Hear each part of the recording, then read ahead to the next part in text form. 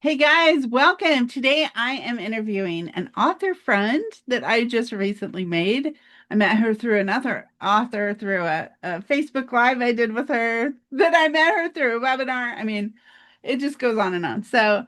Uh, Amy and I were talking, and we feel like we both have a lot of really interesting things to share that our audiences would love. So I just shared something with her audience, and now I want her to share with my audience how to self-publish, like even like how to write a book, whether you should do fiction or nonfiction, what to do next, all the stuff. But she has many, many books published. She is a best-selling author.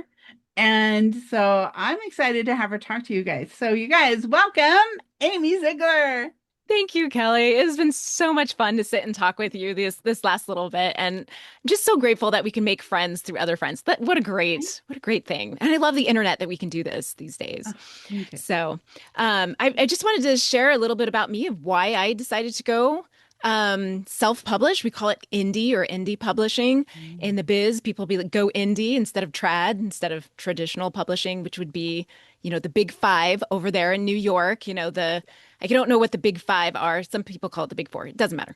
But get an agent, the traditional publishing route. So I actually started out with a small press, and I love my small press, and I would recommend them to anyone. Love them to death.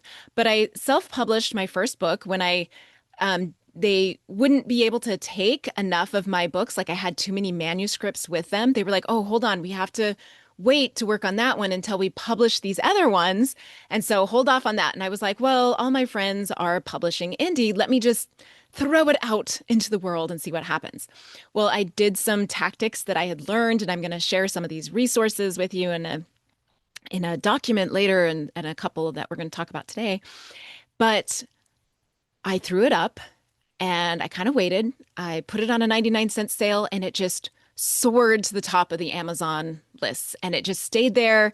And I made like 10 times from that one book than all my other books that I had published combined. And still today, Wow. it has over like close to 1 million page reads on KU and still outsells all my other books. So it was just a great book to start with. And some of that was just luck. Like if I had done Wow. this with maybe one of my other books, it probably would have just went, but I had a great product. So I have a couple of things that I want you to ask yourself if you're thinking about self-publishing, writing that book, where to go, how to start.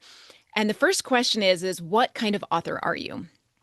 Are you an author that you just want to write? You don't want to do any of the marketing. You don't want to do anything. You just want to write.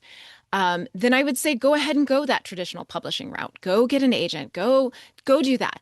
But if you're thinking, hey, I want a little bit more control over my covers, I want to be able to control the publishing process. I'm brave. I'm willing to take risks. I'm willing to fail. Then go ahead and come and join the indie authors over on this side. It's a lot of fun. It's a lot of hard work, but it is extremely rewarding because basically you're running your own small publishing business, which is can be difficult. There's a lot of challenges up and down. So the first thing is, where are you on that like comfort risk scale, right? Because if you are, just like, oh, I don't want to pay for covers, I don't want to have to, do all the marketing myself, then maybe traditional publishing is for you. And that's okay. There's no wrong answer. In fact, I love being a hybrid author. I still have some of my books with my small press, and I will probably leave them there for quite some time. And I love them. Like I said, I love them.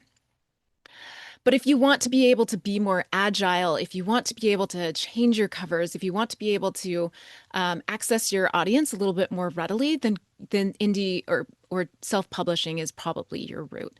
So my next question is, um, do you write fiction or nonfiction? Because this is going to be another dividing line. Not that we're dividing. A lot of indie authors, they also write books on how to write or how to publish.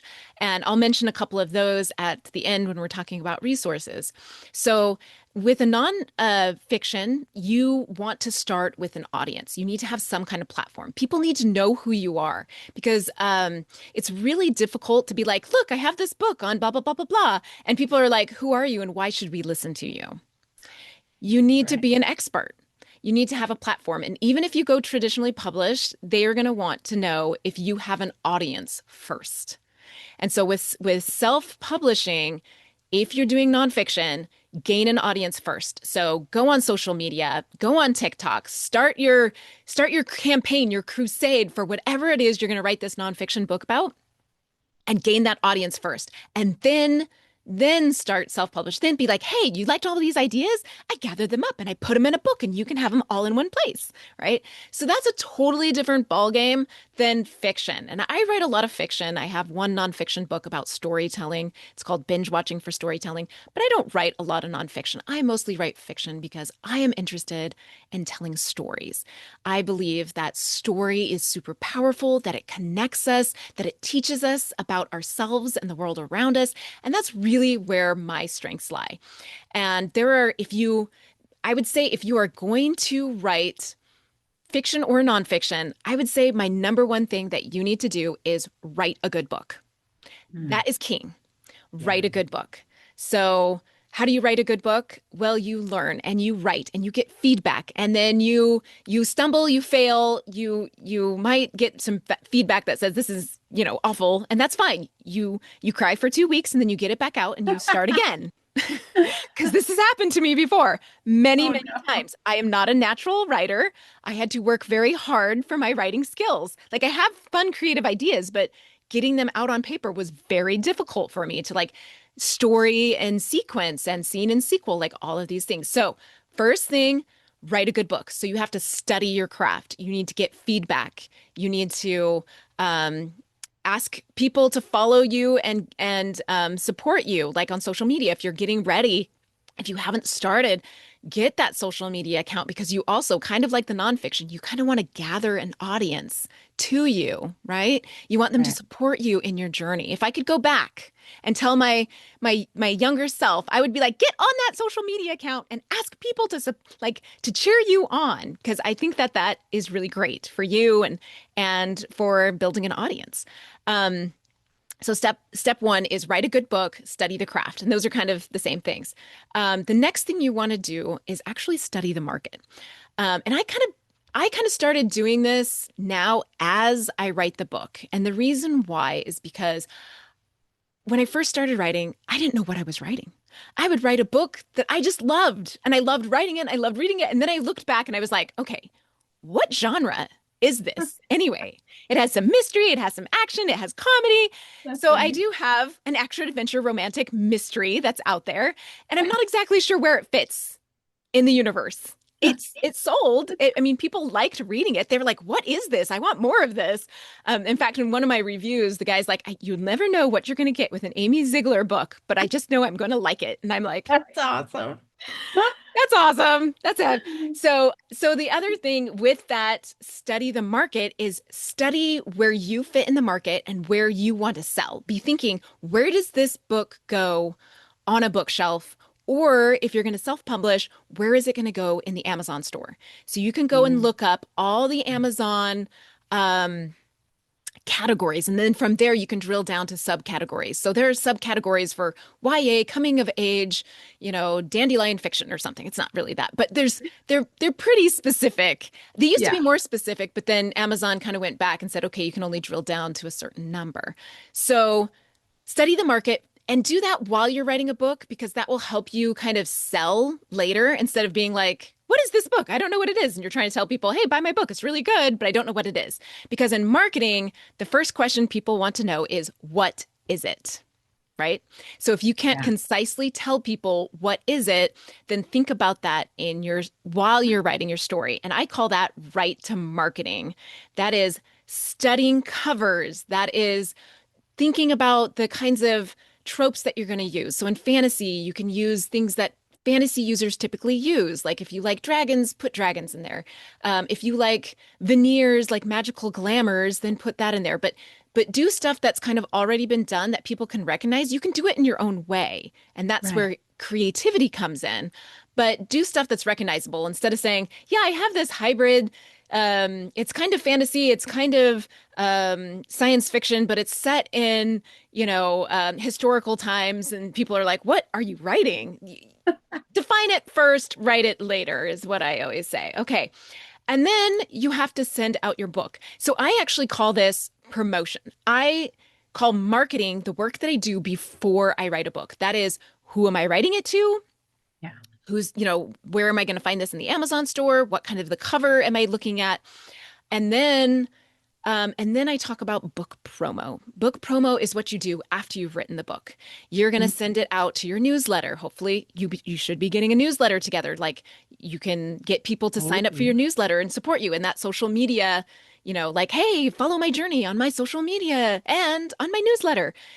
The reason you want a newsletter, this is especially important for nonfiction, but for fiction writers, you need one too, because whatever happens in social media, the algorithms change like every couple of years. And you're like, what? I used to get like thousands of views, right?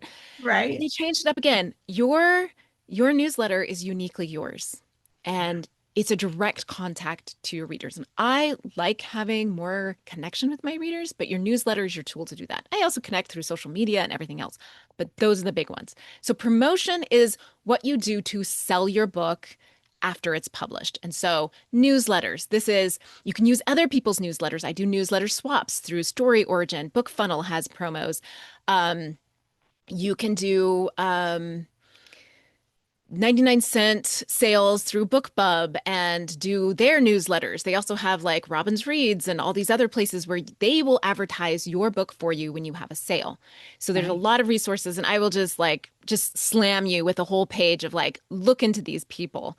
Um, Yes, I love that.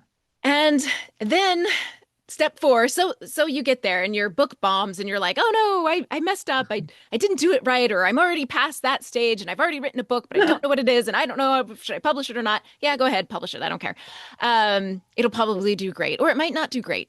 But then the next step is write the next book, right? Ah, Don't yeah. just sit there and go, oh, my numbers are bad. Write the next book. Every time you write, you will get better. Every time you put yourself out there, you will get better. Like I started out, I wasn't a very good marketer. I wasn't a very good promoter. Both of those two things. I'm not a very analytical person. I'm more creative, which is kind of sad in this business because you kind of need both. And so I really struggled like how I was like, how can you tell if a market is a viable market? And they're like, well, and I read some books on how to crunch the numbers to find out if it's a viable market. And but the next answer to all of those, is to keep trying. Don't let one failure or 10 failures keep you from achieving your dream of going out there and getting published, getting people to love the stories that you love to write. Because if you love to write something, somebody else will love to read it and they need your book. So I have a whole bunch of resources. I will just mention a couple right here, just as we wrap up. Facebook groups. I love Facebook groups. I learned so much from these Facebook groups, 20 books to 50K, the Writing Gals, the Successful Indie Author.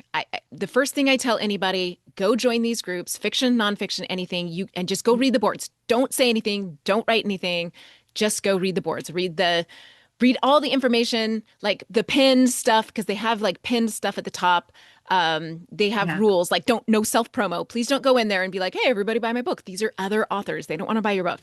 Um, and and learn. Just learn, like just glean, because that's what I did. I just stalked, I lurked, and I just read and I looked what other people were doing, what made them successful, what they were doing. I'd check out their books, I'd check out their, their Instagram profiles. I was like, what are they doing?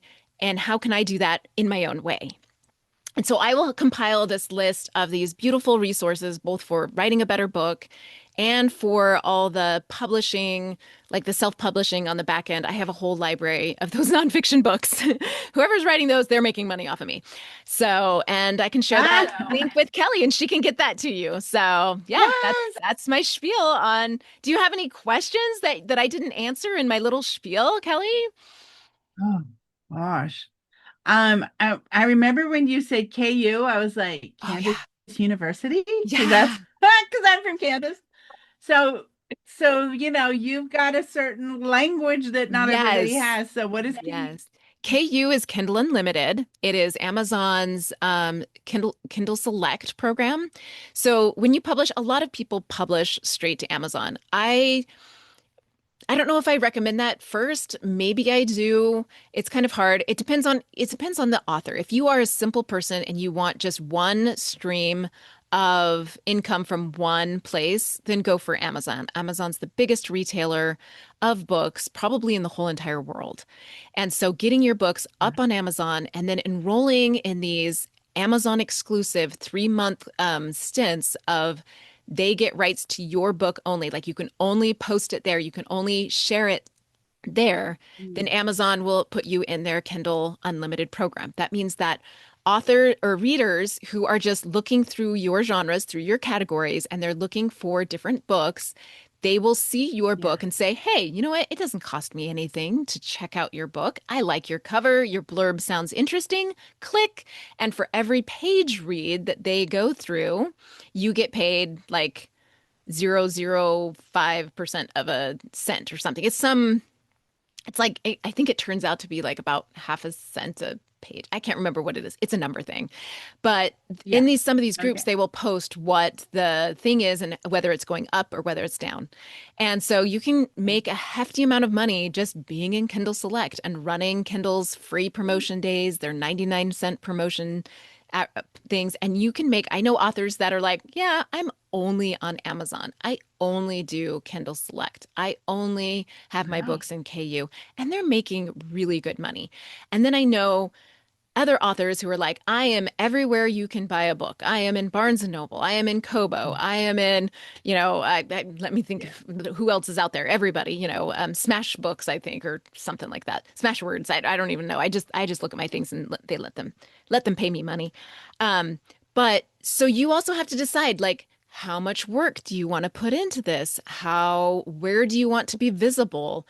And then and decide, and you might say, well, I'm going to start out with Kindle Select and just kind of go with that and see how that goes, see if I can find an audience, and then maybe expand to a wider audience by taking them out of Kindle Select and being like, okay, now I'm going to distribute with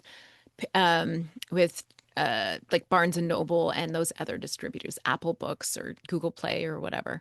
So Yes. you just kind of have to decide what kind of author you are, how you want to reach your audience, where your audience is, and then plan and make that part of your plan of how you're going to publish your book and get your readers to find you.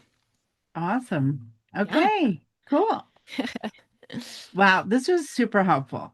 I I loved hearing this because Okay. I've written one book Okay, great. Hey, you've and written a book. That right there is amazing. thank you. And I did a small press.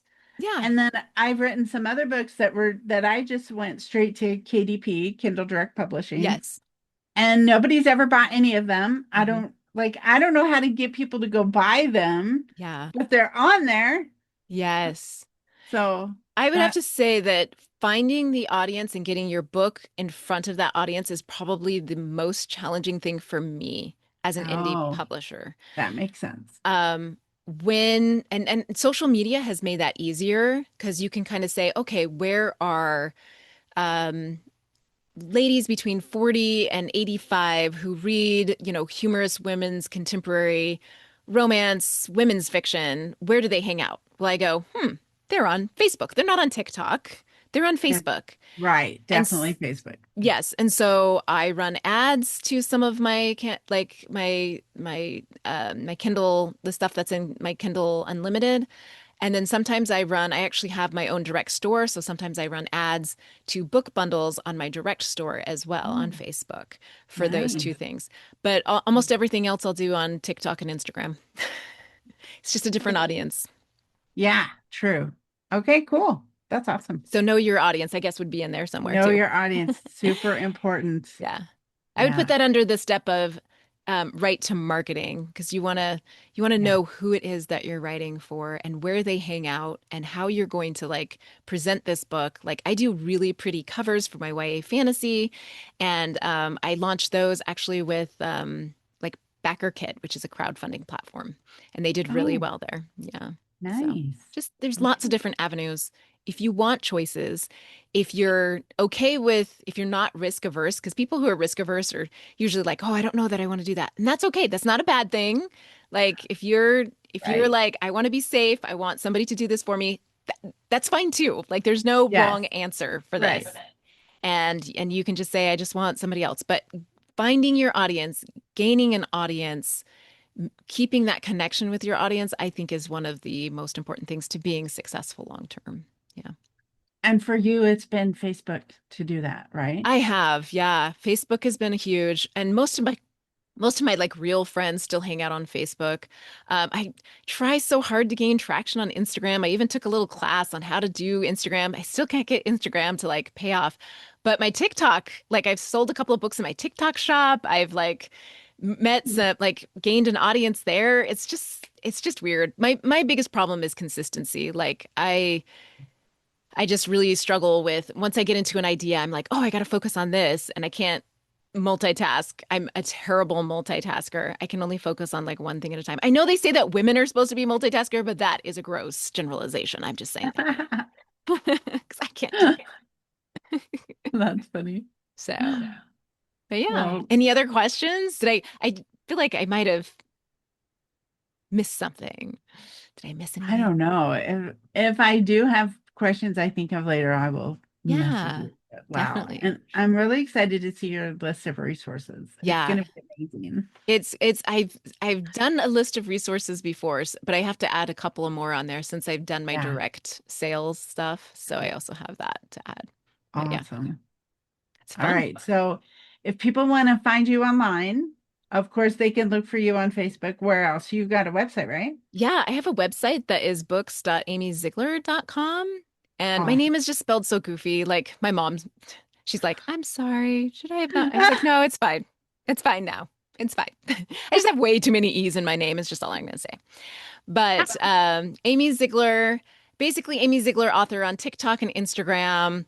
I have a newsletter magnet there in my link tree on Instagram and on TikTok. So if you want to join my newsletter and you're interested in following my journey, you can just you can get one of those and that'll take you direct. Or if you just want to read a little bit of what I'm peddling, what I'm my crack Yeah. that I'm peddling here, you can check that out. All my link trees have my free readers magnet for both sweet Awesome. contemporary and my YA fantasy. I have those two pen names. Sorry. Okay. Great. Well, this is really helpful. You Okay. you know a lot of helpful information. Thank you for sharing it. Ugh, I feel like I've only scratched the surface because like each I one of know, these I could drill down and do a right? whole like webinar just on each one of these things. Seriously. That's why I was like, I will give you an overview.